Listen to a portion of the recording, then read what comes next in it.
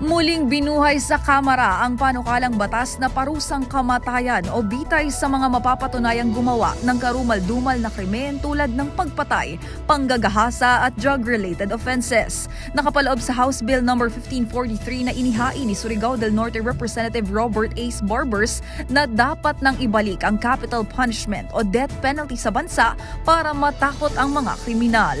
Aniya, isa rin itong paraan para sa mga pamilya ng biktimang naghahanap ng hustisya. Ang hakbang ay ginawa ni Barbers sa gitna ng serye ng pagkawala, pagpatay at iba pang mga napapaulat na karumal-dumal na krimen sa bansa. Giit naman ni Marikina Representative Stella Kimbo, hindi raw dapat maging anti-poor ang parusang kamatayan kung maaaprobahan ito. Bukod kay Barbers, sina Representatives Eric Goyap ng Benguet, Paulo Duterte ng Davao City at Ed Vic Yap ng AXIS Party List ay naghain ng panukalang batas para ibalik ang parusang bitay. Magugunitang inalis ang death penalty taong 1987 at ibinalik noong 1993 sa panahon ng yumaong si dating Pangulong Fidel V. Ramos, pero muling ibinasura ang parusang kamatayan noong 2006. At yan ang MBC Network News. Mula sa kauna-unahan sa Pilipinas, DZRH, ito si Angelica Cosme.